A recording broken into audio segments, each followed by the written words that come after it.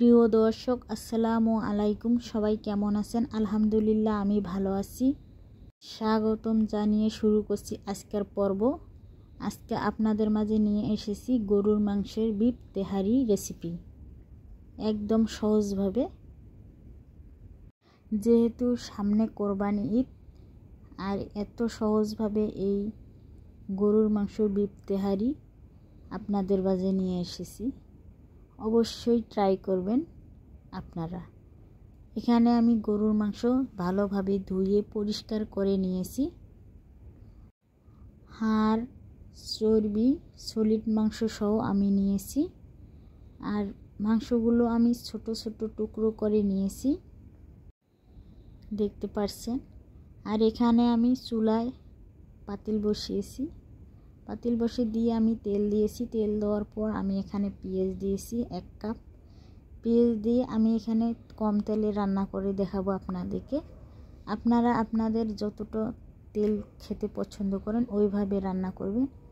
এখানে এলাচ, লবঙ্গ, গোলমরিচ, দালচিনি, সাদা এলাচ, তেজপাতা এখানে পেঁয়াজের মধ্যে দিয়ে দিলাম। আমার কাছে এই সব খাবার অয়েলি একদম ভালো লাগে না, কম তেলে রান্না করতে ভালো লাগে। এখানে আমি গরু মাংস দিয়েছি। গরু মাংস দিয়ে এখানে ভালোভাবে নেড়ে নিচ্ছি।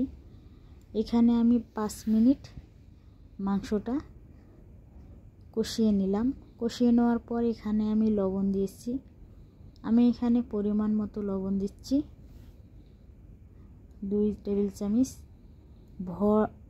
চামচ ভরে 1 টেবিল চামচ আদা বাটা, 1 টেবিল চামচ রসুন বাটা।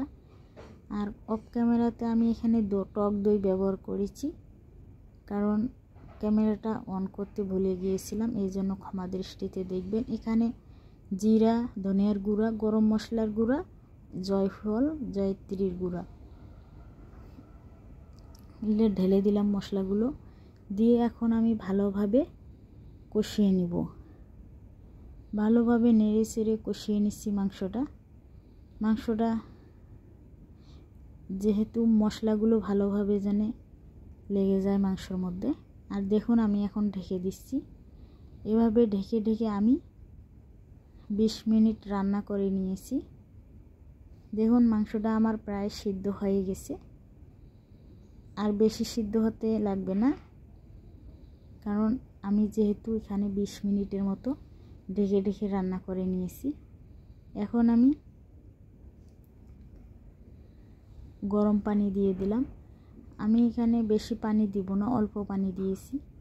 দেওয়ার পর এখন আমি ভালোভাবে নেড়ে চেড়ে মাংসটা সিদ্ধ করে নেব। আর এখানে আমি 1.5 পট প্লাস চাউল নেবে, চিনি গুঁড়া চাল। আমি এখানে 1.5 পট দিয়ে আজকে রান্না করব তেহারিটা।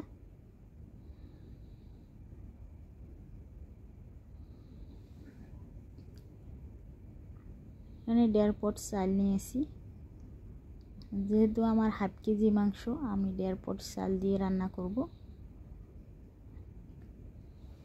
4 জন সদস্য খেতে পারবে, 4 থেকে 5 জন। আর এখানে আমি মাংসটা নাড়াচাড়া করে দিলাম। আর এখানে আমি তেল দিয়েছি সামান্য, দিয়ে এখন আমি মশলাগুলো দিয়ে দিলাম। গরম মশলা, এলাচ দিয়েছি 1টা, সাদা এলাচ দিয়েছি 3টে, ডালচিনি দিয়ে, তেজপাতা দিয়েছি, ডালচিনি দিয়ে দিয়েছি 3 টুকরো। দিয়ে আমি এখন ভালোভাবে ভেজে নিচ্ছি, কারণ তেলে মশলাটা ভেজে নিলে একটু সুঘ্রাণ আসে। এখন আমি চাল দিয়ে দিচ্ছি। চালটা দেওয়ার পর এখন আমি ভালোভাবে চালটা ভেজে নেব। আমি চালটা অনেক সময় নিয়ে ভেজে নেব। চালটা অনেক সময় নিয়ে ভেজে নিলে পোলাওটা একবারে ঝরঝরে হবে। আমি এখানে পোলাওটা 5 মিনিটও বেশি সময় নিয়ে আমি ভেজে নিচ্ছি। আর দেখুন, আমার চালটা একবারে কতটা ভাজা সুন্দর হয়েছে, একবারে ঝরঝরা হয়েছে। অনেক সুন্দরভাবে চালটা আমার ভাজা হয়ে গেছে। চালটা দেখলেই বোঝা যাচ্ছে যে চালটা কতটা পারফেক্টভাবে ভেজে নেওয়া হয়েছে। আর এখন আমি চালটার মধ্যে ভালোভাবে আরেকটু ভেজে নিয়ে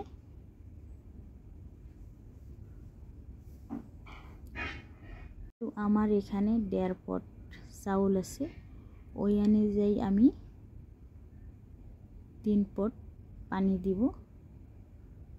আর এখানে আস্ত মরিচ দিয়েছি 7-8টা, লবণ দিলাম।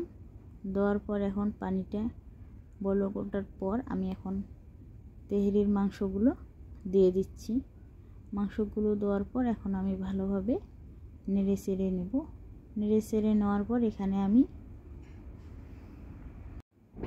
আমি 25 গ্রাম গুঁড়ো দুধ ব্যবহার করলাম। 25 গ্রাম গুঁড়া দুধ দিয়ে আমি ভালোভাবে নেড়ে নিচ্ছি।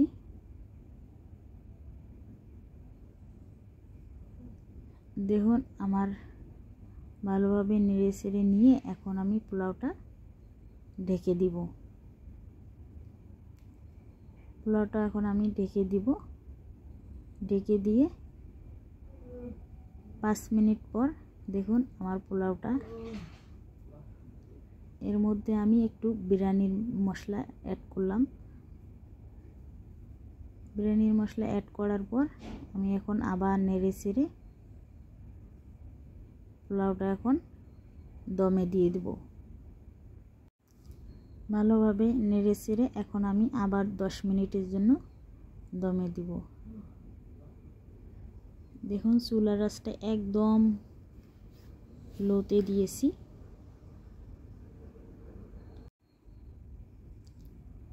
আর এই যে 10 মিনিট পর আমি এখন ঢাকনা খুলে দেখব।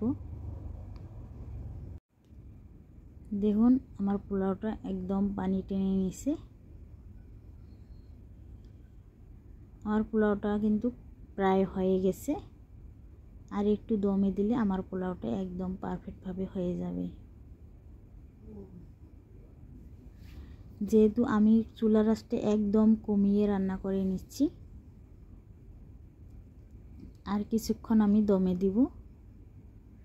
এই দেখুন আমি আর কিছুক্ষণ দমে দিব, পোলাওটাতেই আমার রেডি হবে। এর মধ্যে আমি পোলাওটা আর একটু দমে দিব। দমে দেওয়ার পরে একদম পোলাও আমার রেডি। এর মধ্যে ভিডিওটা আমার স্কিপ হয়ে গেছে, তাই আপনাদের মধ্যে সরি। আর এখন দেখুন আমি পোলাওটা সার্ভ করে নিয়েছি। পোলাওটা কত ঝরঝরে এবং পারফেক্ট হয়েছে এবং মজাদারও হয়েছে। আপনারা এভাবে ট্রাই করতে পারেন বাসায়। যদি ভিডিওটা ভালো লাগে লাইক, শেয়ার ও সাবস্ক্রাইব করে পাশে থাকবেন। ফ্রেন্ডস এবং ফ্যামিলির সাথে ভিডিওটি শেয়ার করবেন। সবাই ভালো থাকবেন। আল্লাহ হাফেজ। আসসালামু আলাইকুম সবাইকে।